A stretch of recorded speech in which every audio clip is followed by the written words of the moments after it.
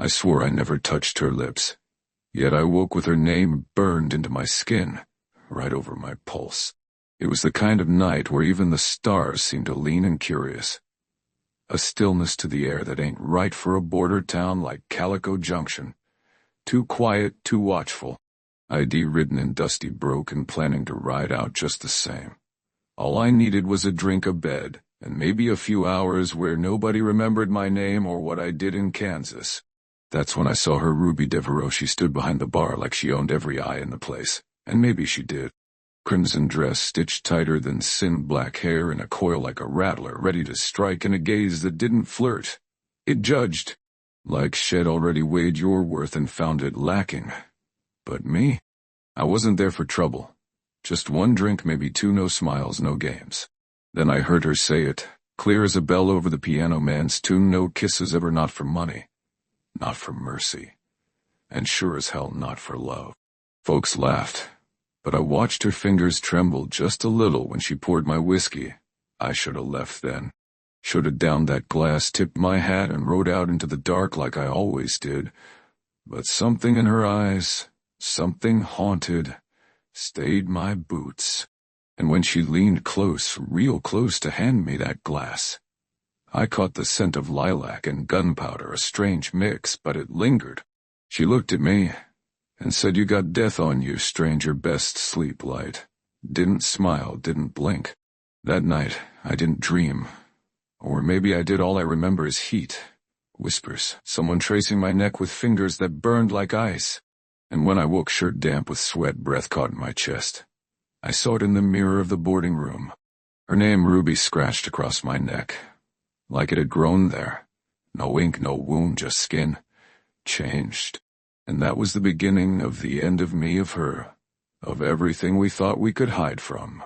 I stared into that cracked mirror like a man looking at his own grave. Ruby, clear as Sunday scripture, written in the ridges of my skin.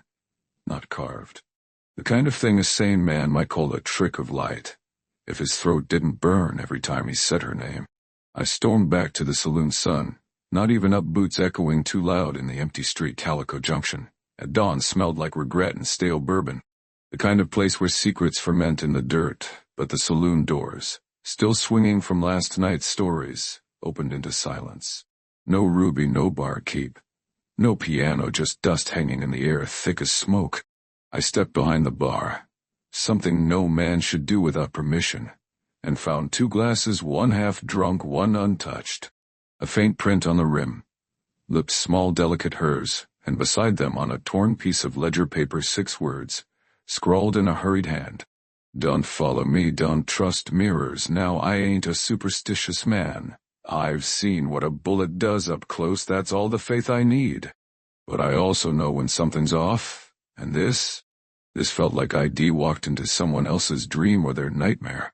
I asked around. No one remembered Ruby, not the stable boy who saw everything, not the old drunk who once swore he kissed her hand on his birthday. Not even Madge, the madam upstairs who had once called her sister. They looked at me like ID made her up, like she was smoking my whiskey glass. But one man, blind Josiah, who'd been sitting outside the general store since Grant was president, he tilted his head when I asked, "Ruby Devereaux." He muttered, mouth twitching, like it remembered something sour. "Boy, she died 5 years ago. Shot herself in that saloon after her lover skipped town. Said he branded her heart with lies. Blood ran down them steps like wine." I told him that couldn't be true. I touched her hand, saw her breath, heard her voice. He just smiled, mouth gapped and eyes milky. "Then she picked you, didn't she?" He whispered, "You better leave before she finishes what she started." I didn't leave, not 'cause I didn't believe him, but because her name still pulsed on my neck like it had roots wrapping around my spine, and I had to know why. The sheriff didn't he want to talk about her. When I brought up Ruby's name, he shifted in his chair like he'd sat on a nail. "Some ghosts wear lipstick," he said. "Some wounds don't bleed, that saloon's been cursed since the war. Every few years some fool shows up claiming he saw her, touched her, loved her." He poured himself a drink, but didn't Ted offer me one? They all leave the same way, screaming, drunk or dead. I asked where she was buried. He didn't answer, just stared past me like I wasn't there anymore. So I found her grave myself. Took me half a day. The old cemetery was swallowed by sagebrush and memories no one wanted to claim. Stones cracked, names faded, but hers was clean, newer than the rest. Marble white etched deep. Ruby Devereaux, 1846 to 1873. Beloved, betrayed, burned. Burned? That word hit me like a slap. I could still feel her breath on my collar, still hear her whisper, "You smell like fire and forgetting." I knelt down, touched the stone. Cold, but not dead.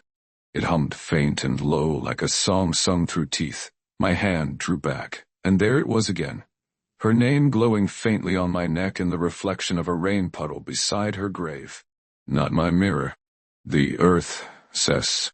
Then came the wind, hard and fast, carrying that same lilac and gunpowder scent. My horse reared near, took my arm off, and behind me, I swear by every sin I ever committed, I heard her laugh. Soft, sad, close. I turned too fast, drew my pistol out of instinct. No one there. Only the impression of a woman's bare feet in the dirt, walking away from the grave, toward the saloon. So I followed. Not because I am brave, because by then I knew I wasn't walking away from Ruby. I was walking deeper into her. The trail was dry, but her footprints stayed wet, damp patches in the dust shaped too perfectly to be anything but real. I followed, through town past the church, where no one knelt, past the blacksmith whose forge had gone cold. Every window I passed seemed to close just before I looked up. Like Calico Junction was holding its breath. I reached the saloon just as the sky turned sickly gray. Not storm gray. Wrong kind of color. This was the hue of old bruises and buried sin. The doors creaked open by themselves. Inside it was darker than night ought to be. Not a lamp lit, not a candle flickering. But the mirror behind the bar was glowing, just faint, like moonlight caught in a bottle. I stepped closer, every bone in me screaming, to turn back. That's when I saw her. Not in the flesh. In the mirror. Ruby, dressed the same as that night, crimson hair pinned, high lips, not smiling. Just parted like she had one last thing to say. She wasn't looking at me. She was looking at my reflection, and slowly her hand lifted, ghost pale and shaking, and pointed to the scar on my neck. It burned again, that name, like someone had just scratched it and freshed. I looked down, nothing on my skin. But in the mirror, her name glowed red hot, like it had been branded from the inside out. And then, without warning, the glass shattered. Not outward. Inward. Like it had been pulled. I stepped back fast, heart pounding like hooves on canyon rock. And I heard her voice behind me. Close. Right by my ear. I never asked for forever, only for the truth. I spun, pistol drawn, but she was gone again. The only thing left was that scent. Lilac and gunpowder. And one single red heel, resting at the foot of the stairs. Still warm to the touch. I stood at the base of those stairs with her shoe in my hand, and the weight of something unnatural pressing down on my shoulders. The kind of weight that don't come from sorrow or sin, but something older, heavier, like guilt, that's been waiting for generations to be felt. I looked up. 12 steps. Each one creaked like it remembered what happened that night 5 years ago. What she did, or what someone said she did. The room at the top had always been hers. Ruby's corner of the world, above the saloon, above the noise, where men paid fortunes just to sit on the floor and watch her brush her hair. But when I pushed the door open, slow and quiet, it wasn't empty. The room looked just like shed left it. A crimson dress was draped on the bed, powder still in the air like shed. Just side a cracked mirror, above the wash basin, a half-burned letter on the nightstand. And beside the bed, a man, sitting in a rocking chair back to me, head low, rocking slow, like he had all the time in the world to die. His voice came out like gravel dragged across a coffin lid. She said no kisses, but I kissed her anyway. I raised my pistol. Who are you? He chuckled, wet and slow. and turned his face toward me. It was my face. Same scar on the chin, same broken nose from that fight in Cheyenne, even the same notch in the ear where a bullet had grazed me 2 winters back. But the eyes, they weren't mine. They were hers. Ruby's. And they were crying. He stood. I stood. And stepped closer. You think you just found this place? You think this is your first time here? I backed up, nearly stumbled down the stairs.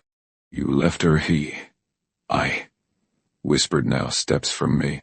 She begged and you left, now you wear her name like a wound at one close. Then he raised his hand and placed it over my heart. Cold, so cold I stopped breathing. So now we begin again. The room spun. The floor vanished. And when I blinked, I was back at the bar, glass in hand. Ruby pouring whiskey like it was the first night all over again. Only this time she didn't look sad. She looked angry. Ruby didn't speak. She didn't have to. The air around her carried a fury so quiet, it made thunder seem polite. Same dress. Same hair, but the softness in her jaw was gone, replaced by something sharp, unforgiving. She slid the whiskey across the bar. I didn't touch it. Not this time. I looked down and saw the glass had already fogged with frost. Though the room was warm inside it, floating like some dead thing preserved in amber, was a tiny strip of paper. I leaned in, read the words barely visible beneath the rim. One of us always forgets, one of us always pays. She watched me, still silent, still burning. I opened my mouth to speak, to explain, to beg. And then the piano started playing on its own. Low and slow. A tune I didn't recognize, yet my heart did, like it had played beneath 100 broken promises. Then I heard my own voice behind me. You said you loved me. I turned, and there I was again, not the mirror this time. Me, or some version, standing in the center of the saloon with a noose around his neck. The rope hung from nowhere, just dangled from the ceiling like God himself had tied the knot. Ruby stepped out from behind the bar, walked past me, like I was invisible, and ran her fingers gently down the noose he said had come back. She whispered to no one and to everyone. He said he'd marry me in the spring, but spring came and found me alone. My double stood motionless, eyes wide, mouth trembling, just like I remembered being the day I left her behind for a war. I never even believed in you, never kissed me goodbye. She said, hand tightening on the rope. So now you'll never say goodbye again? She yanked it, and the figure dropped. The thud shook the walls, bottles fell, lights dimmed. But when I ran to the spot where the body should have been, nothing, just dust and her name, freshly written across the floorboards in ash. Then the wind came again, strong enough to blow the saloon doors off their hinges, and from somewhere far off, maybe in my mind, maybe in the hills, I heard her scream a scream that sounded like grief and vengeance had married and made music. There's a kind of scream that don't fade with distance. It follows you. It climbs into your bones, settles there like winter frost. And every breath you take after carries a taste of it. That's what Ruby left me with when she vanished into dust and echoes. I staggered out of the saloon like a man gut-shot, stumbling into the street just as the sky cracked open, not with rain, with red light. The sun had no business being that color. Bleeding over the rooftop, staining everything like a crime scene. I looked up and saw the clock tower stuck at the same moment. I arrived 8:47, the second hand twitching, but never moving. Time wasn't just slowing, it was looping. I ran to the livery. My horse was gone, saddle left behind, torn like something had ripped it clean off the beast. And then I saw them. Posters all over town, barrels, doors, fences, posters that hadn't been there before. They were of me, my face, same eyes, same coat, same hat. But beneath it, scrawled in black, wanted for desertion, accused of murder, Ruby Devereaux. Only thing was, the date on the posters was 5 years old.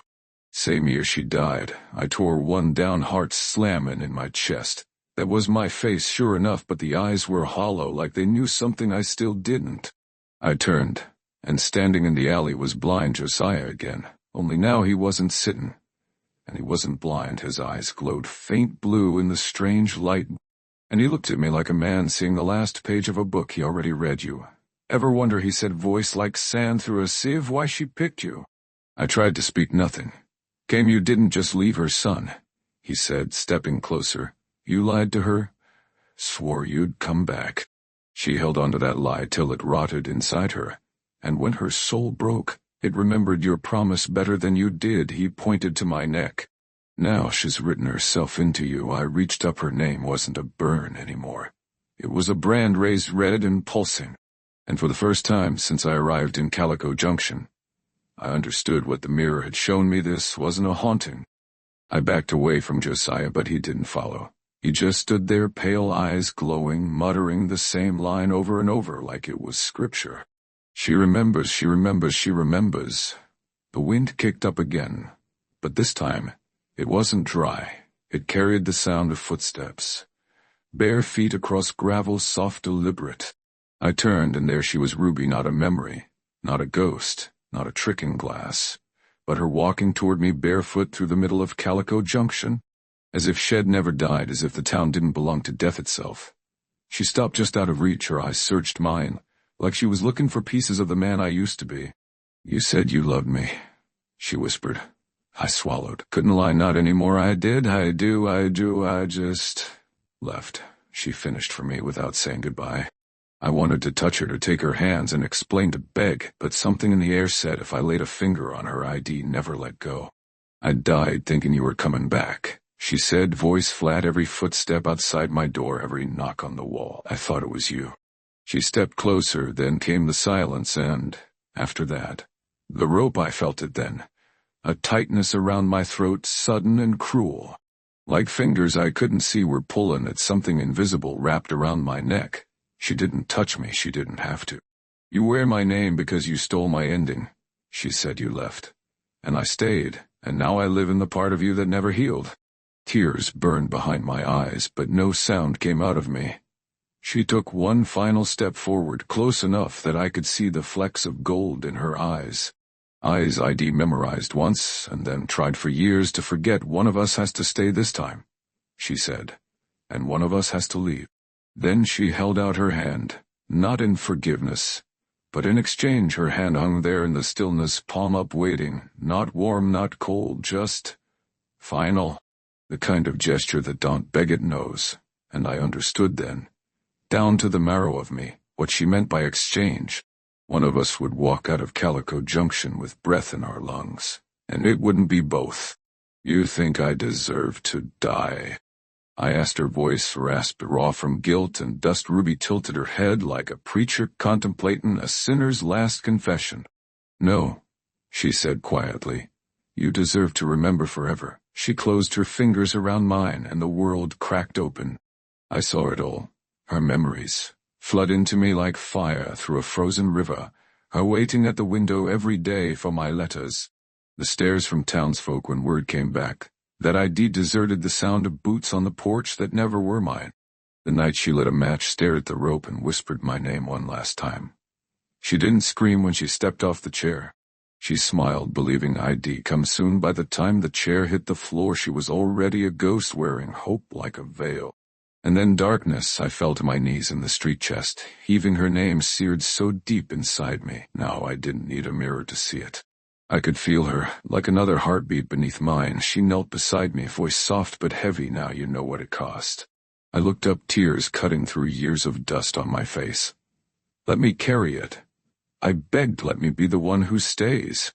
She paused, truly paused, like maybe that part of her that still felt mercy was listening. You can't undo what's done, she said, but you can suffer it. That would be enough. Then she stood, turned, and walked back toward the saloon as the sky turned from blood to blue. And I knew then I hadn't been cursed. I'd been chosen to carry her story, to suffer her silence, to relive what she never got to finish. I sat in that dirt street until night came again. Not a soul passed, not a sound stirred. The town was still, like it was waiting for my next move or hers.